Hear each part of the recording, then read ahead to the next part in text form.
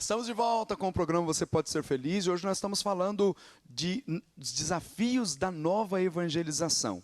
Algumas pessoas podem até perguntar assim, o que significa isso? Desafios ou... Desafios até que a gente, é uma palavra que nós estamos muito acostumados a ouvir. Sempre existem muitos desafios na nossa vida pessoal, desafios na vida da sociedade. Mas estamos falando de desafios da nova evangelização. Alguns podem pensar assim, quando se fala em nova evangelização, está dizendo que é um novo evangelho que tem que ser pregado, deixando de lado aquele que está já, que nós conhecemos. Claro que não é nada disso. Quando nós falamos de nova evangelização, nós entendemos que a igreja precisa sempre ter a capacidade de dialogar com o tempo presente. A realidade de quando começou a igreja lá da comunidade primitiva, das primeiras comunidades, era uma.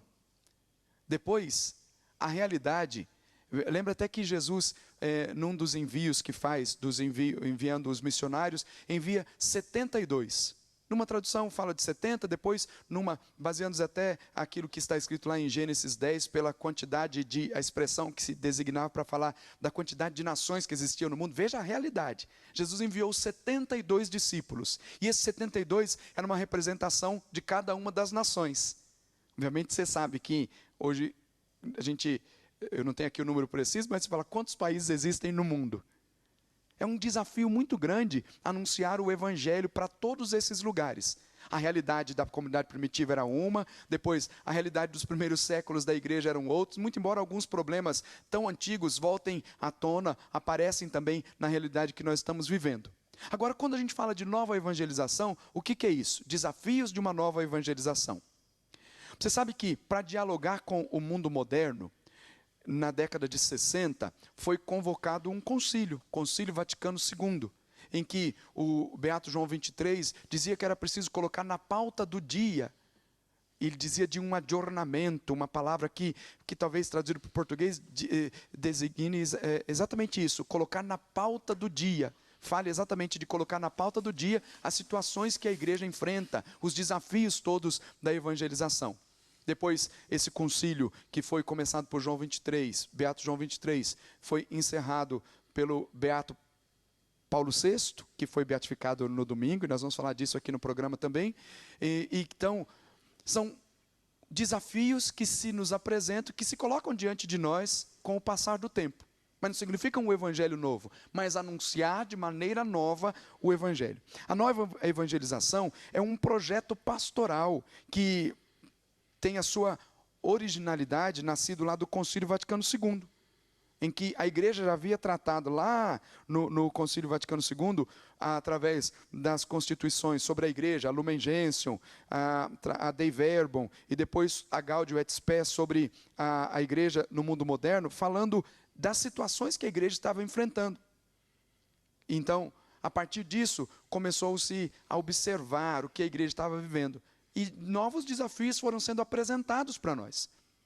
O Papa Paulo VI falava de uma nova evangelização, com termos muito parecidos com o que o Beato São João Paulo II falou também, falando de uma nova evangelização. E os desafios que o Papa São João Paulo II encontrou eram desafios muito parecidos com aqueles que Paulo VI encontrou, questões familiares. Depois, quando o Papa São João Paulo II começou a andar pelo mundo inteiro, ele foi vendo com os próprios olhos, além dos relatórios que os bispos mostravam, enviavam para o Vaticano, ele viu a realidade das famílias, a realidade da pobreza, a realidade que era um desafio para a evangelização. Então se trata de um plano pastoral que tem a sua origem lá no Concílio Vaticano II e depois foi vendo com o passar do tempo, 20 anos depois de terminado o concílio, São João Paulo II intuiu profeticamente a necessidade de reformular a evangelização a partir da palavra no Espírito. Dando continuidade a essa percepção, o Papa Bento XVI, desde que eleito, tem se esforçado para esclarecê-la e colocá-la em prática. O Papa Bento XVI renunciou. Depois veio o Papa Francisco, que você conhece o ímpeto da evangelização promovida pelo Papa Francisco. Todas as iniciativas que têm sido tomadas durante esse tempo, depois a alegria do Evangelho, que foi a encíclica que deu a conclusão do sínodo, que falava sobre a nova evangelização, e que nós temos experimentado durante esse tempo, a partir dessas orientações, o que significa anunciar com alegria o Santo Evangelho. E depois, diante de um desafio muito grande para a evangelização, que se coloca diante de nós, que é a questão familiar, o Santo Padre, o Papa Francisco, convocou um sínodo extraordinário para falar exatamente do desafio de evangelizar a família no mundo atual, na situação em que nós estamos vivendo. Se acompanhou aí pelos meios de comunicação, porque foi notícia em muitos meios seculares, acompanhou também através da rede Século XXI, o que é que foi e o que é que está sendo e que vai continuar acontecendo na igreja, o sínodo para a família e a nova evangelização. Então eu quero falar para você agora de uma primeira etapa desse sínodo. O relatório final da primeira etapa do sínodo da família foi divulgado no fim de semana e deve ser enviado a dioceses do mundo todo para que seja estudado e receba propostas até o ano que vem, quando acontece a segunda etapa da Assembleia dos Bispos, a segunda etapa do Sínodo dos Bispos. E depois disso é que vem um documento conclusivo a respeito de tudo aquilo que os bispos discutiram junto com o Santo Padre, o Papa. Vamos ver como é que foi esse relatório final da primeira etapa? Acompanhe comigo. Com transparência sem precedentes, o Papa pediu para que o relatório parcial do Sínodo seja abertamente distribuído. Ele inclui uma lista completa de votos e propostas que vão ser consideradas.